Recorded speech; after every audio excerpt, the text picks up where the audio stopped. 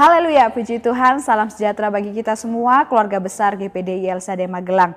Kita mengucap syukur kepada Tuhan, kembali pada hari ini kita dapat menikmati kebenaran firman-Nya.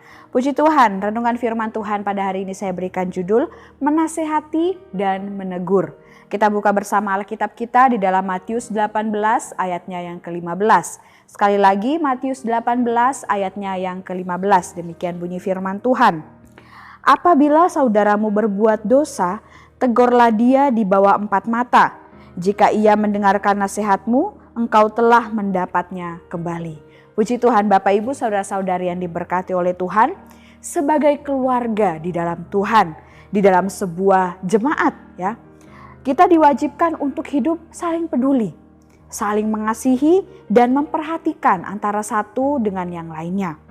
Inilah yang Tuhan Yesus ajarkan bagi setiap umat-umatnya.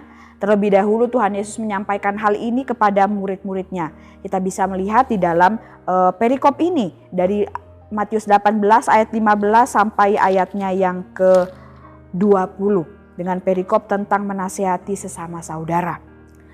Bentuk kepedulian dan bentuk perhatian itu yang bisa kita tunjukkan, yang kita bisa berikan kepada sesama jemaat Tuhan. Kita sebagai keluarga di dalam Tuhan, yaitu adalah jika ada salah satu dari anggota keluarga, yaitu jemaat Tuhan, dan kemudian jemaat tersebut, keluarga kita tersebut menyimpang dari perbuatan yang benar, dia berbuat dosa, melakukan kesalahan, maka kita keluarga, sesama jemaat juga harus mengambil langkah tegas untuk menyelamatkan jiwa mereka, untuk mendapatkan jiwa mereka kembali. Dan bagaimana caranya?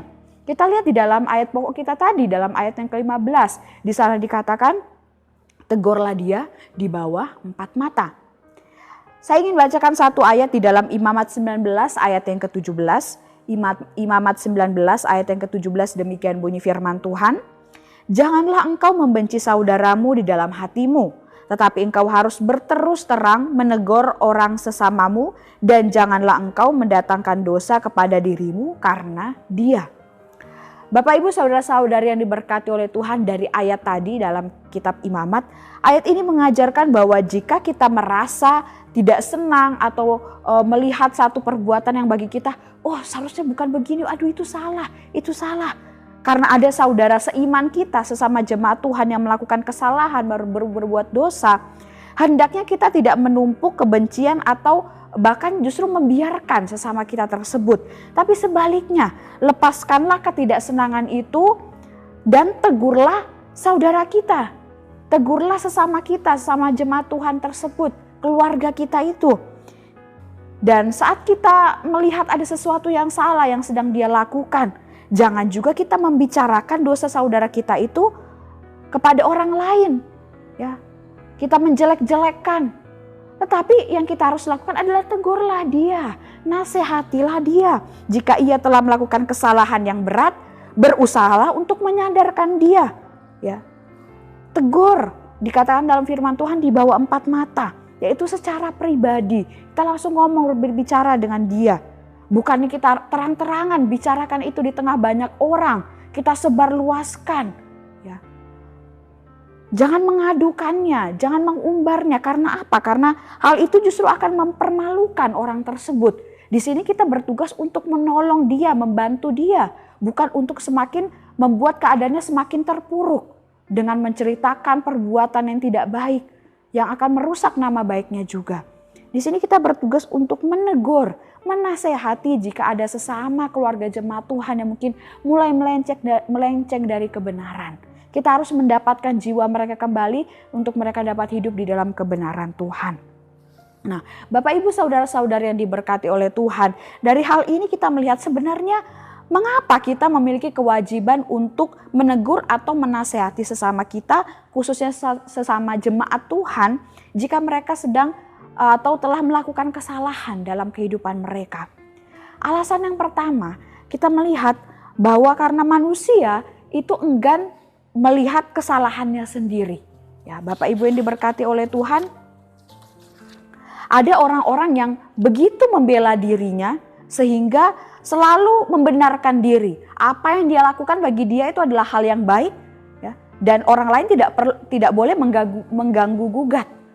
Nah, padahal apa yang sudah dilakukan sebenarnya adalah sebuah kesalahan, bahkan mungkin sebuah perbuatan dosa yang dilarang oleh Tuhan.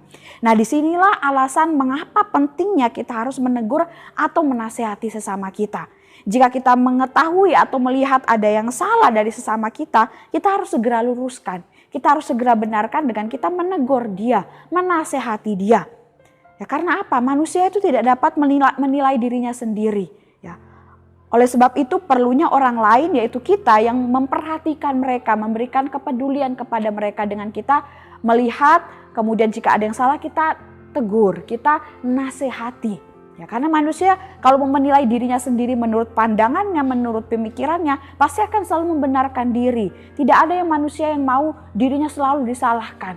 Pasti selalu membenarkan diri, bagaimana dia menjaga dirinya, membela dirinya. Nah, disinilah kita perlu, ya, jika ada yang salah, kita harus luruskan. Nah, kita harus tegur dia, kita nasihati, kita beritahu apa yang benar dalam bagi kehidupannya supaya dia dapat bertobat dan kembali kepada jalan yang benar. Kemudian hal yang kedua, alasan mengapa kita diwajibkan untuk menasihati sesama kita, menegur sesama kita jika mereka berbuat salah, yaitu karena menegur atau menasihati ini adalah perbuatan yang baik, Bapak Ibu. Perbuatan yang baik tentunya harus kita lakukan dalam kehidupan kita, karena itu yang Tuhan Yesus inginkan, supaya kita selalu hidup di dalam kebenaran dan kebaikan.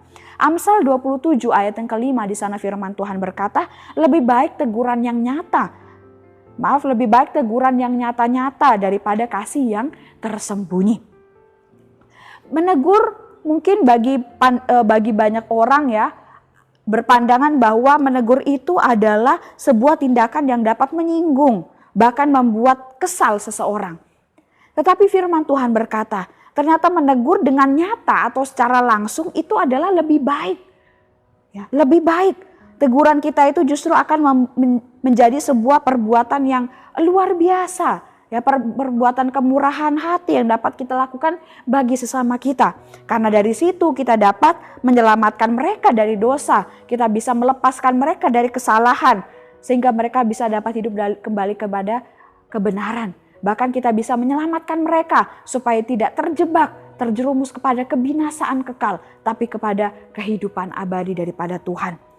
Jika kita tidak menegur dan menasehati sesama kita membiarkan dia hidup di dalam kesalahan, maka kita sedang membiarkan, ya, dia terus di dalam kejahatannya, terus tinggal di dalam kesalahannya terus menerus, sehingga dia akan terjerumus kepada, bahkan akan mendapatkan hukuman kekal. Dan disinilah tugas kita untuk menyelamatkan mereka. Dan firman Tuhan berkata, saat kita tahu berbuat baik dengan kita menasehati mereka, tetapi kita tidak melakukannya, justru kita yang berdosa, Bapak Ibu. Justru kita yang berdosa karena kita tahu sebenarnya kita harus menasehati dia, kita harus menegur dia, tetapi kita tidak melakukannya. Seperti yang dikatakan di dalam Yakobus 4 ayat yang ke-17, firman Tuhan berkata, jadi jika seseorang tahu bagaimana ia harus berbuat baik, tetapi ia tidak melakukannya, ia berdosa. Jadi saat kita tahu apa yang baik, kita harus nasihati dia. Kita harus ingatkan dia sudah mulai melenceng ini. Saat kita tahu apa yang benar, apa yang baik, tapi kita mengabaikan, membiarkan, dan tidak melakukannya, hati-hati Bapak Ibu, kita yang akan berdosa nantinya. Dan Bapak Ibu yang diberkati oleh Tuhan, ternyata menegur dan juga menasehati tidak hanya dilakukan begitu saja. Bahkan ada orang-orang memang yang berpikir bahwa menegur itu cenderung marah-marah gitu ya. Marah-marah dengan nada yang tinggi gitu ya. Tetapi kita belajar dari kebenaran firman Tuhan. Ada cara-cara yang benar dalam kita menyampaikan teguran atau nasihat yang baik dan benar sesuai dengan firman Tuhan. Yang pertama yaitu harus dengan kesabaran dan pengajaran. Seperti yang dikatakan dalam 2 Timotius 4 ayat yang kedua. Beritakanlah firman, siap sedialah baik atau tidak baik waktunya. Nyatakanlah apa yang salah, tegurlah dan nasihatilah dengan segala kesabaran dan pengajaran. Bapak Ibu yang diberkati oleh Tuhan, firman Tuhan mengajar bahwa menegur atau menasihati itu harus dengan kesabaran dan juga dengan pengajaran yang terkandung di dalamnya. Jadi kita harus menggunakan kata-kata dan juga nada bicara yang baik, yang sopan, tidak menyinggung perasaan seseorang. Bahkan saat kita menasihati pun tidak hanya sekedar bicara Bapak Ibu, tetapi kita juga harus memberikan pengajaran, yaitu menjelaskan mengapa perbuatannya salah, bagaimana cara meninggalkan kesalahan tersebut, bagaimana menyelesaikan kesalahan tersebut. Itu yang harus kita sampaikan saat kita menegur atau menasehati seseorang. Jadi tidak marah-marah ya. Kita anak Tuhan harus berbeda. Kita lakukan firman Tuhan dan firman Tuhan berkata saat menasehati dengan kesabaran dan dengan pengajaran. Sehingga sesama kita yang kita nasihati itu juga bisa mendapat pencerahan. Hatinya dapat tersentuh dan pada akhirnya kita dapat memenangkan dia dan dia mau bertobat dan berubah.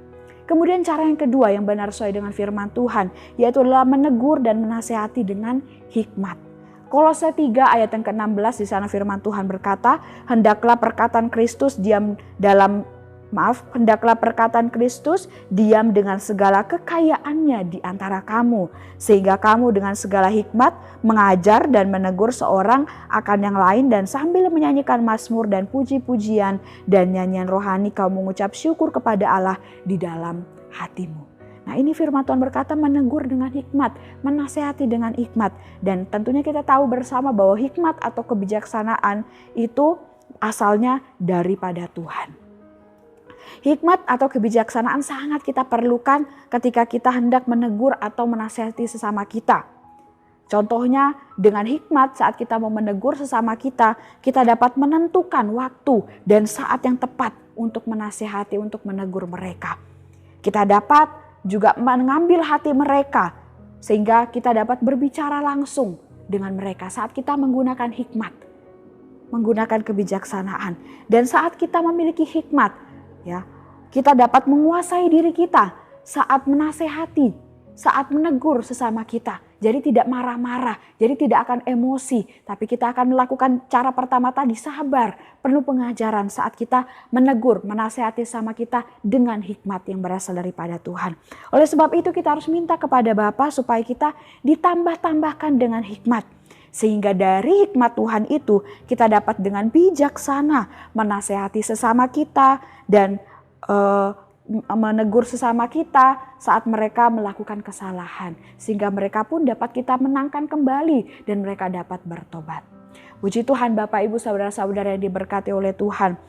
Kita belajar bersama pada hari ini jika ada sesama kita, khususnya sesama jemaat Tuhan, umat Tuhan yang mereka mungkin melenceng dari kebenaran, mereka mulai melakukan perbuatan-perbuatan yang tidak berkenan, kita wajib menegur dan menasihati mereka. Karena itu adalah yang diinginkan oleh Tuhan, yaitu adalah perbuatan yang baik yang harus kita kerjakan. Dan cara melakukannya pun harus sesuai dengan kebenaran firman Tuhan. Puji Tuhan, Tuhan Yesus memberkati kita semua.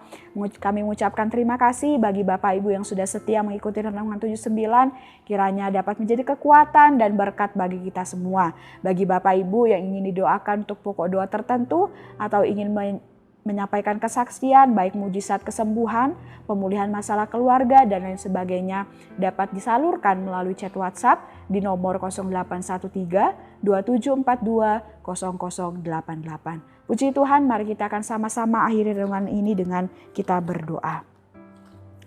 Segala puji syukur, hormat, kemuliaan kami persembahkan bagimu Tuhan. Engkau Allah kami yang baik, Engkau Allah kami yang luar biasa.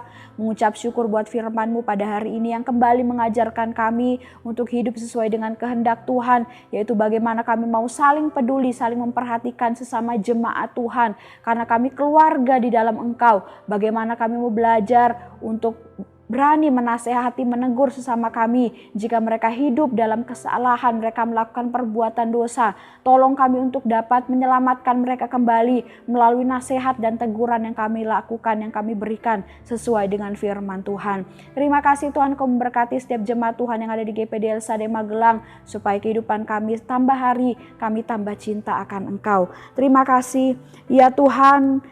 Terima kasih karena Engkau telah memilih keluarga GPD LSAD Magelang dan telah menetapkan kami supaya pergi dan menghasilkan buah, dan buah itu tetap, supaya apa yang kami minta kepada Bapa dalam nama-Mu, Engkau berikan kepada kami. Kami aminkan firman-Mu ini dalam kehidupan kami Tuhan. Kami mengucap syukur, kami sudah terima firman-Mu dengan sukacita. Dalam nama Yesus, haleluya.